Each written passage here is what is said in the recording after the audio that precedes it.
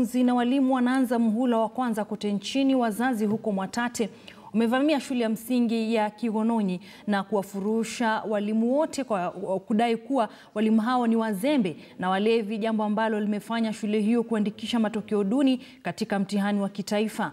Wazazi hao wenye hamaki sasa wanataka walimu wa shule hiyo kuhamishwa ama shule hiyo ifungwe. Mwanahabari wetu Hezron Kimari alitembelea shule hiyo huko Mwatate wakati wa kisa hicho.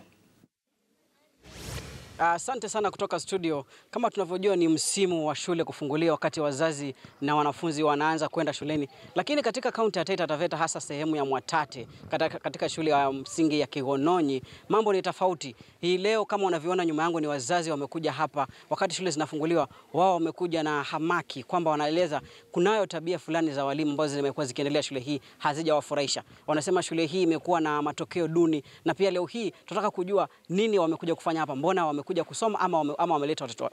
Mimi ni mzazi wa hapa Kigononyi Primary School, na kitu hasa kimetukera ni uongozi wa hii shule. Umefanya mpaka maendeleo yamerudi chini kiasi ya kwamba mpaka discipline yenyewe imekuwa down kutoka kwa walimu mpaka na wanafunzi wenyewe, mpaka yani kumekaa vile kulivyokaa. Saizi tukiangalia ni kwamba kuna mwalimu hapa amekuwa kama kero sana, ya kwamba kuna chakula ile ambayo tunaletewa ya watoto, kuna magunia mawili yalipotea na walikataa kutusikiza na wakakataa pia kutupa habari za kueleweka. Na kufikia sasa kuna tablet zile zilikuja za wanafunzi, moja haiko. Na tumekuwa tukiona kwamba pia pesa za wazazi, akitumaniwa pesa hazifikishi, anazikula. Sasa tumekerwa na matokeo yenyewe haswa haya ya darasa la 8. Mahali yamefikia leo tumekuwa wa mwisho. Kuna kikwazo cha walimu baadhi ya hapa. Kuna walimu ambao wanaingia saa 4 wanakuja shuleni, tena wakija kwa walevi. Kuna wazazi wengine, walimu wengine pia hawana discipline. Ukiingia kwa mwalimu vile anavyokupokea sio hivyo. Pia wizi umezidi hapa shuleni. Ndio maana tumekuja hapa, tunataka leo kieleweke. Hawa ninio maofisa watakapokuja tunataka kieleweke kwa siku ya leo. Sisi kama wazazi hatuna imani kabisa na huu uongozi wa hii shule. Kwa sababu tunaona hata mambo mengine yakifanyika ambayo si ya kawaida kama huu wizi, kuna vile huwa yanafunikwa huku yanafunikwa chini. Alafu wazazi tunapelekwa hivi unakuta maneno yameisha. Hatujui yameisha vipi, hatujui ni wakina nani walielezwa. Wizi mpaka ile chakula ya watoto kuletwa shuleni. Vyakula vinaibiwa shuleni. Watoto shuleni wanafail. Walimu wenyewe, hata huyu head teacher wetu ako careless kwa sababu hana mikakati ya kusema yeye anapatia shule amri. Mwalimu anakuja time zake. Hata leo tumeona mwalimu ameingia shuleni saa 4 akiwa mlevi. Hiyo inatuuma kwa sababu tunasikia uchungu sisi kama wazazi. Shule yetu tunaipenda, na sio eti hapa Kigononyi tumezaa watoto ambao hawana akili. Walimu ndio wanatuangusha. Tungeomba serikali tusaidie, hawa walimu wabadilishwe, tubadilishwe walimu wengine, angalau tuone tuko mahali. Lakini kwa saa hii kama watakaa hapa, afadhali tuchukue watoto wetu tuondoke nao wabaki na shule yao. Kitu cha kwanza ni wizi wa chakula cha watoto, mafuta ya watoto, pesa shuleni, na mwisho kabisa iliyoudhi wazazi ni laptop imepotea. Sasa tunashindwa vitu vya serikali vinaweza kupotea vipi shuleni na hakuna maelezo kwa wananchi. Jambo lingine ambalo limenikera mimi ni kwamba watoto wa hapa tunataka tuwajue wanasoma kivipi kutoka chini mpaka dakika mwisho kumaliza KCP.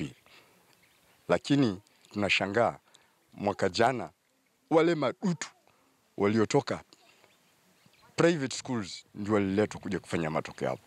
Hatujui matokeo ni ya watoto wetu ama matokeo ni ya wale madutu walioletwa. Kwa hivyo sisi hatuna imani. Tunataka maofisa waje hapa tuzungumze, tuelewane. Kama ni kutransfer wale walimu ambao tunawajua hawana nidhamu waende, tulete wengine. Kama sivyo basi haina haja hii shule iendelee. Hata tumewahi kuketi nao kwenye mikutano tukisikia mambo ya hesabu ya fedha. Kitu cha kusikitisha sana. Mtapewa hesabu imetumika shilingi 40,000 na pesa ilipatikana ni 50,000, lakini 40,000 hiyo hamwambiwi ilitumika kwa shughuli gani. Shule yenyewe ukiangalia haina rangi, madeski ni hayo. Ukiingia kwenye maklasi ni vumbi, utafikiri niko nje, na inasemekana na cement. Ukiangalia mabati ni mtu anateremka kwenye vitabu vya watoto madarasani. Na walimu wako hapo, BM iko hapo. Kila mwezi wanakusanya pesa 300 kwa kila mzazi. Utapewa hesabu ipatikana shilingi 40,000, tukatumia 30,000. Kwa kazi gani? Nimejaribu kuuliza mara 2 3, hilo jibu mpaka leo sijalipata. Kila nikiuliza naambiwa hatujafanya hesabu, hatujaweka record. Sasa ulijuaje record ya 30,000 kutumia bila umeweka record? Kwa hivyo kuna uwizi unaendelea na hao walimu hapa. Kuna uwizi unaendelea na hiyo BM. Matokeo ya watoto lazima wafeli kila siku. Maana walimu kila saa wako baa huko Sesera. Mtoto atasoma saa ngapi? Mtoto atasoma saa ngapi? Head teacher yuko ofisini amekaa na ngojea chai saa 4 na walimu wengine. Watoto nao wanacheza pekee. Watasoma nini? Masikitiko, mwaka jana ilikuwa karibu sijui labda ya pili kutoka kwa mkia. Mwaka huu ndio umeshika mkia wa district nzima. Bado tuendelee kuvumilia. Hebu tubadilishiwe walimu. Uongozi huo hatutaki na hatutaki, ndio maana tumefunga hiyo shule. Asante sana studio. Kama ulivyosikia, hayo ni maoni ya wazazi na washikadau wa elimu sehemu ama shule hii ya Kigononyi hapa Mwatate. Kama ulivyosikia, wameelezea kwamba wahamaki kwa sababu ya tabia fulani za walimu, ambao wanasema kunazo tabia za walimu ambao wamekuwa kuja shuleni hii wakiwa walevi, na pia wanasema shule hii imekuwa na wizi wa vyakula vya wanafunzi, na pia wanasema hesabu ambazo pesa ambazo wanaitishwa hawajaelezwa hadi kufikia sasa zimeenda vipi. Na kwa leo wanasema si kwamba shule zimefunguliwa, wao wamekuja kufunga shule hii hadi pale watakapopewa mwafaka na mwelekeo wa pesa zinatumiwa vipi, na walimu wa shule hii wale ambao ni walevi wanasema lazima waondolewe na shule hii ifungwe. Kutoka kwangu hapa Mwatate katika shule ya msingi ya Kigononyi, mimi ni Hezron Kimari nikiripotia KTN News kwako studio.